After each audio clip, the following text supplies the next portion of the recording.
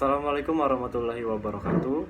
Perkenalkan, kami dari kelompok 13 yang beranggotakan Levina Faza, M. Adi Putra, dan juga Nabila Syafa ingin mempresentasikan hasil diskusi kelompok kami terkait materi peradaban Islam di Tanah Jawa.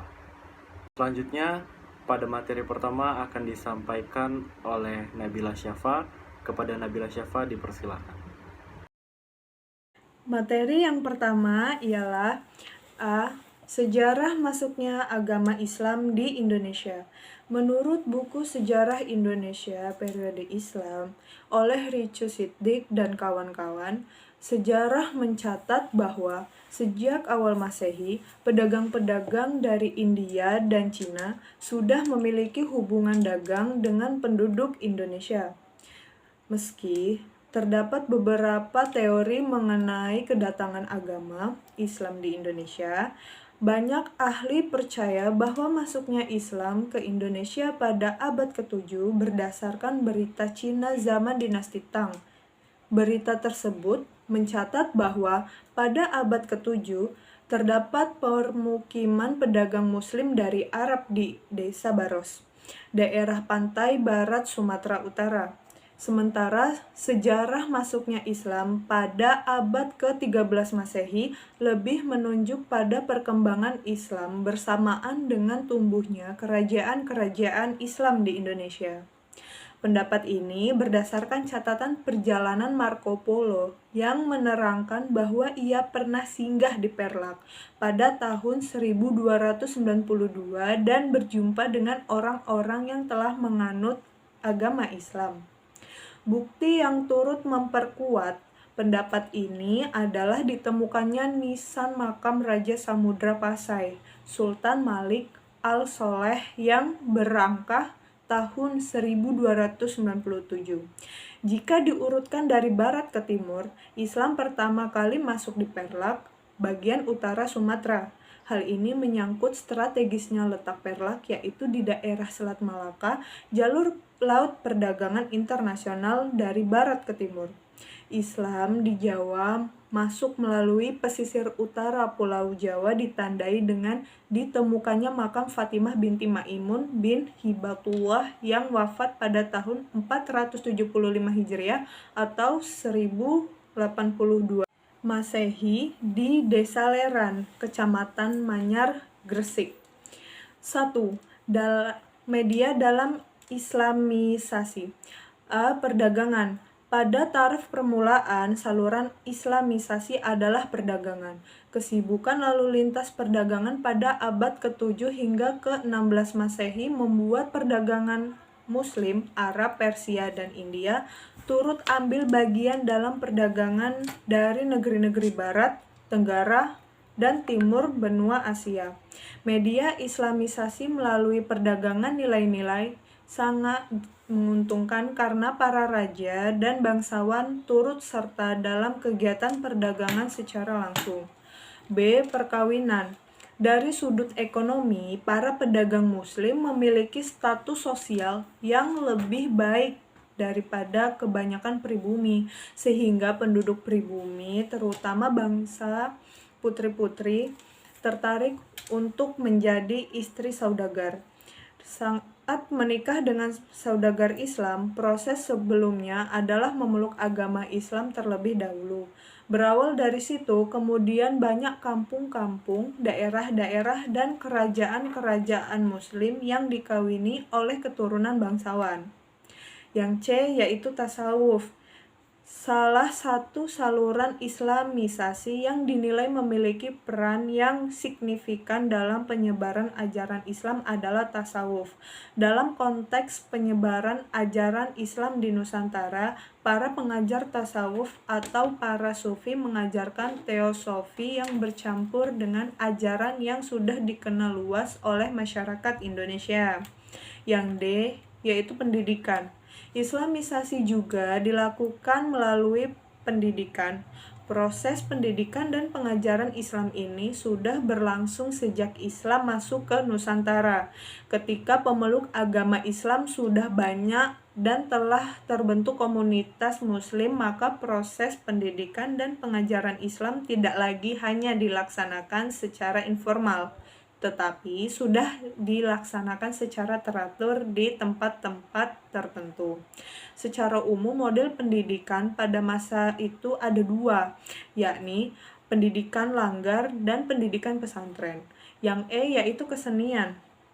Saluran Islamisasi melalui kesenian yang paling terkenal adalah pertunjukan wayang.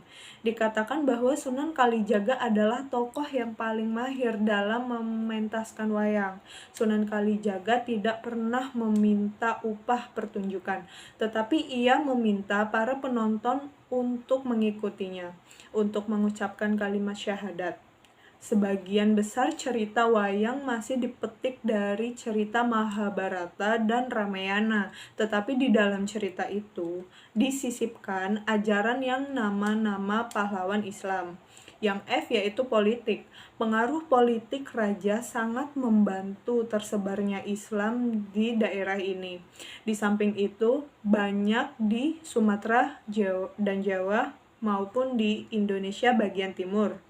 Demi kepentingan politik, kerajaan-kerajaan Islam memerangi kerajaan-kerajaan non-Islam.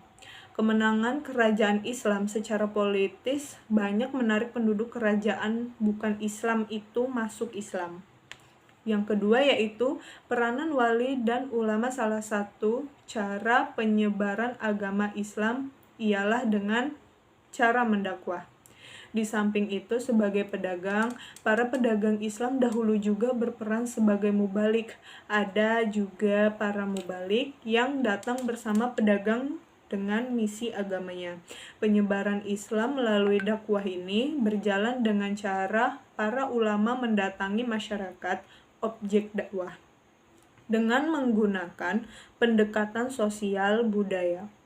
Pola ini memakai bentuk akulturasi, yaitu menggunakan jenis budaya setempat dialiri dengan ajaran Islam di dalamnya. Di samping itu, para ulama ini juga mendirikan pesantren sebagai sarana pendidikan Islam. Materi selanjutnya akan disampaikan oleh Levina Faza. Kepada Levina dipersilahkan. B. Kemajuan Islam di Tanah Jawa. Tokoh sentral yang berperan menyebarkan Islam di Indonesia, khususnya Pulau Jawa, adalah para ulama yang dijuluki Wali Songo atau 9 wali. Penyebaran agama Islam tersebut dilakukan oleh Wali Songo sejak sekitar abad 14 dan 15 Masehi. Kesembilan tokoh Wali Songo adalah Sunan Gresik, Sunan Ampel, Sunan Giri, Sunan Bonang, Sunan Kudus, Sunan Derajat, Sunan Gunung Jati, Sunan Kalijaga, dan Sunan Muria. Julukan Wali Songo berasal dari dua kata, yaitu wali dan songo. Kata wali berasal dari bahasa Arab, suatu bentuk dari waliullah, yang memiliki arti orang yang mencintai dan dicintai Allah Subhanahu wa Ta'ala. 1. Sunan Bonang. Dalam penyebaran dakwahnya, Sunan Bonang berusaha memasukkan pengaruh Islam ke dalam kalangan bangsawan Keraton Majapahit. Sunan Bonang juga yang mengajarkan Islam kepada Sultan Demak pertama sekaligus putra Brawijaya V, Raja Majapahit, yaitu Raden Patah. Yang kedua, Sunan Ampel. Sunan Ampel atau Raden Rahmat berasal dari Kerajaan Cempaka, memiliki putra bernama Sunan Bonang yang menjadi guru Sunan Kalijaga, serta mempunyai murid yakni Sunan Giri, yang juga wali tersohor. Sunan Ampel pertama kali datang di Jawa, tepatnya di Gresik, dengan disambut oleh Syekh Maulana Kubra yang merupakan seorang ulama Arab. Ketiga, Sunan Giri. Sunan Giri memiliki beberapa nama lain, yaitu Raden Paku diberi ayahnya, Joko Samudro dari ibu angkat, dan Prabu Satmata diberi Sunan Kalijaga. Sunan Giri memiliki andil dalam proses mendirikan Kerajaan Demak sebagai kerajaan Islam pertama. Ia secara aktif ikut merencanakan berdirinya kerajaan tersebut dan menjadi penasehat militer dalam penyerangan ke Majapahit. Salah satu anggota Wali Songo tersebut menjadi ulama, guru, pedagang yang menyebarkan ajaran Islam dengan menanamkannya ke dalam jiwa para penduduk. Keempat, Sunan Gresik. Nama lain dari Sunan Gresik adalah Maulana Malik Ibrahim. Maulana Ibrahim atau Maulana Maghribi karena kemungkinan berasal dari Maghribi, Afrika Utara. Saat datang ke Pulau Jawa, Sunan Gresik tinggal di kota Gresik, tepatnya di desa Leran. Lalu ia mengajak Raja Majapahit untuk masuk Islam. Lalu Sunan Gresik diberi hadiah berupa sebidang tanah oleh Raja Majapahit tersebut. Di tanah tersebutlah kemudian dibangun masjid untuk beribadah dan dijadikan sarana dakwah Islam. Yang kelima, Sunan Kudus. Sunan Kudus berasal dari Palestina dan memiliki nama atau gelar lain yaitu Raden Undung, Raden Undung, Jafar Shadiq, dan Raden Amor Haji. Ia juga dijuluki Waliul Ilmi, wali yang menjadi segudang ilmu, karena terkenal menjadi ulama besar yang menguasai berbagai ilmu seperti tafsir Al-Quran, ushul hadis, mantik, sastra, dan terutama fikih. Selain itu, Sunan Kudus juga terkenal cinta akan kesenian, salah satunya terhadap gending, mas kumambang, dan minjil, juga menjadi pujangga menggarang dongeng-dongeng pondok yang islami. Ia menyebarkan Islam di wilayah pesisir Jawa Tengah. Salah satu tradisi yang dikembangkannya adalah mengajak semua orang membaca syahdatin di pintu gapura sebelum masuk masjid pada saat Maulud Nabi Muhammad SAW. Yang keenam, Sunan Derajat. Anggota Wali Songo selanjutnya adalah Sunan Derajat yang memiliki nama lain Syarifuddin Hashim. Ia merupakan putra Sunan Ampel dan waliullah yang memiliki jiwa sosial. Ia mengajarkan sikap hidup yang baik dengan menciptakan dan mengenalkan gending pengukur lagu-lagu Jawa, mengajak pengikutnya mengambil suri tauladan dari seorang muslim, dan mengajarkan kolektivisme, hidup rukun, gotong royong, tolong menolong yang kuat atau kaya menolong yang lemah atau miskin. Yang ketujuh, Sunan Gunung Jati. Nama lain dari Sunan Gunung Jati adalah Syarif Hidayatullah. Ia berasal dari Palestina dan merupakan penyebar Islam pertama di Jawa. Ia menyebarkan dakwah Islam di Pulau Jawa, khususnya di daerah Cirebon. Kemudian diangkat oleh Sultan Demak menjadi penguasa di wilayah tersebut, mendirikan Kesultanan Cirebon dan Banten, serta juga berhasil mengislamkan Raja Banten.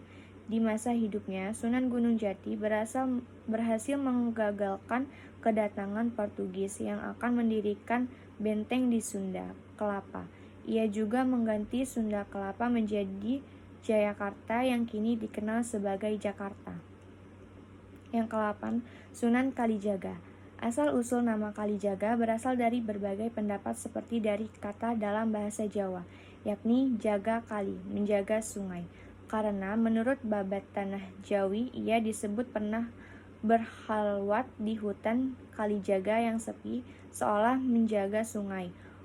Qadli Zakka Hakim, suci penghulu suci, yang berasal dari bahasa Arab dan merupakan nama pemberian Pangeran Modang, atau berasal dari nama dusun Kalijaga di Cirebon. Yang terakhir, 9, Sunan Muria. Sunan Muria adalah ahli tasawuf atau sufi yang memiliki nama lain Raden Prawoto dan Raden Said bin Raden Syahid. Dalam menyebarkan Islam di Jawa, ia menggunakan metode seperti yang dipakai Sunan Kalijaga, yakni mewarnai tradisi lokal yang ada dengan Islam dan tidak menghapusnya secara total, seperti memasukkan nilai Islam di upacara selamatan orang Jawa dan mengganti beberapa lakon pewayangan dengan ajaran Islam. C. Perkembangan budaya Islam di Indonesia. Islam mendapatkan tempat di hati masyarakat Jawa. Namun para dai terus bergerak untuk menyebarkan ajaran Islam tanpa paksaan, sebagaimana kesepakatan antara Syekh Subakir dan Kiai Semar. Hingga semasa Kesultanan Demak, Bintara berdiri pada tahun 1478. Tanda-tanda perkembangan Islam di Jawa mulai tampak, serupa matahari yang akan terbit di ufuk timur. Sesudah Majapahit mengalami kehancuran pada tahun 1527, perkembangan Islam di tanah Jawa tidak terbendung lagi. Seluruh anggota Majelis Dakwah Wali Songo melaksanakan syiar Islam tanpa perintah yang sangat signifikan. Bahkan bukan hanya mereka yang aktif menyebarkan agama Islam, baik di tanah Jawa maupun luar tanah Jawa. melainkan pula banyak dai yang tidak terbendung lagi, yang tidak tergabung dalam majelis dakwah Wali Songo untuk turut andil. Mereka adalah Sunan Bangkalan, Sunan Bungkul, Sunan Dalem, Sunan Geseng, Sunan Ngadilung, Sunan Ngerang, Sunan Ngudung, Sunan Sendang Dawur, Sunan Wilis, Sunan Lawu, Syekh Mojo Agung, Syekh Malang Sumirang, dan lain-lain. Islam terus mengalami perkembangan yang sangat signifikan. Kesimpulan, tokoh sentral yang berperan menyebarkan Islam di Indonesia, khususnya Pulau Jawa, adalah para ulama yang dijuluki Wali Songo atau 9 wali. Penyebaran agama Islam terus dilakukan oleh Wali Songo sejak sekitar abad 14 dan 15 Masehi. Kesembilan tokoh Wali Songo adalah Sunan Gresik atau Maulana Malik Ibrahim, Sunan Ampel, Sunan Giri, Sunan Bonang, Sunan Kudus, Sunan Derajat, Sunan Gunung Jati, Sunan Kalijaga, dan Sunan Muria. Julukan Wali Songo berasal dari dua kata, yaitu wali dan songo. Kata wali berasal dari bahasa Arab, yaitu suatu bentuk dari waliullah yang memiliki arti orang yang mencintai dan dicintai Allah Subhanahu wa Ta'ala. Sekian presentasi dari kelompok 13. Mohon maaf apabila terdapat kesalahan, dan kepada Allah kami mohon ampun. Wassalamualaikum warahmatullahi wabarakatuh.